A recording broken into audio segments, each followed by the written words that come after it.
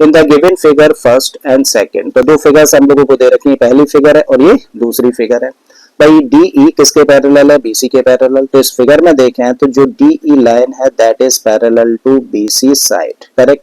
तो ये जो लाइन है ना वो ट्राइंगल की बीसी साइड के पैरेलल है। तो फर्स्ट फिगर में हम लोगों को किसकी वैल्यू निकालनी है, ईसी की वैल्यू निकालनी है। ईसी कहने का मतलब इस पार्ट की लेंथ हम लोगों को फाइंड करनी है। तो चलो x मान लेते हैं इसको, तो इसका मतलब हम लोगों को x की वैल्यू निकालनी है। जबकि इस पार्ट की लेंथ हम लोगों को दे रखी है 1.5, इस पार्ट की लेंथ हम लोगों को दे रखी है 3 सेंटीमीटर, ये पार्ट है 1 सेंटीमीटर का और ये निकालने के लिए बोला गया है। ठीक है, तो चलिए स्टार्ट करें भाई। इस ट्राइंगल की बात है, ट्राइंगल ए बी सी की, और इस ट्राइंगल ए बी सी में D E is parallel to B C. तो DE is parallel to BC।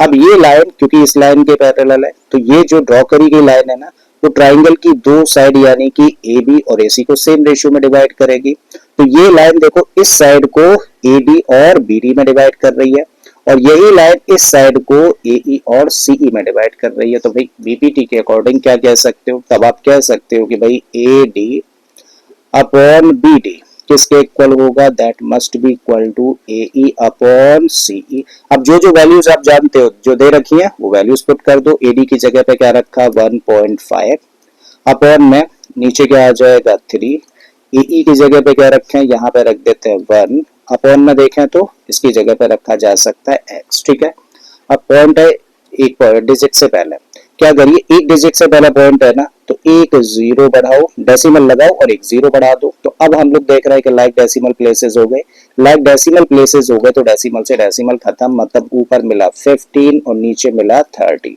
And this equal to 1 upon x। 15 से कैंसिल कर दो 1, 15 से कैंसिल किया 2 टाइम्स और जब क्रॉस मल्टीप्लाई करें तो x बन जा x और 2 बन जा 2। इसका मतलब x की वैल्यू कितनी आ गई 2 सेंटीमीटर निकल कर आ जाती है। तो फर्स्ट पार्ट का आंसर हुआ। बात करते हैं हम लोग इस पार्ट की। तो इस ट्राइंगल ABC में DE line is parallel to BC।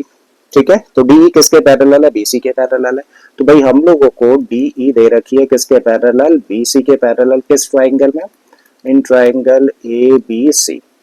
और अगर ये लाइन इस लाइन के पैरेलल है तो ये लाइन इस साइड और इस साइड को सेम रेशियो में डिवाइड करेगी। तो भाई लिखिए, आप लिख सकते हैं AD upon BD। AD upon BD किसके इक्वल होगा, AE अपॉन CE के बराबर। क्यों, क्योंकि BPT ऐसा कहती है। तो क्या लगा दिया हम लोगों ने, BPT। क्या कहती है BPT कि अगर एक ट्राइंगल में ट्राइंगल की एक साइड के पैरेलल अगर एक लाइन ड्रॉ करें तो ट्राइंगल की जो बाकी की दो साइड्स होती हैं उन दो साइड्स को ये लाइन सेम रेशियो में डिवाइड करती है। मतलब AD upon BD is equal to AE upon CE। यही चीज हम लोगों ने यहाँ पर लिखी है। अब AD को चाहो तो AD रहने दो या फिर यहाँ पे चलो मान लो x है।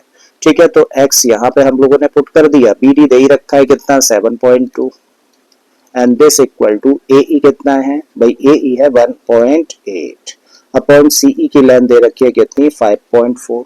अब यहाँ पे देखें तो डेसिमल के बाद एक डिजिट है, यहाँ भी डेसिमल के बाद एक डिजिट है, तो डेसिमल से डेसिमल हट गया, लाइक डेसिमल प्लेसेस है।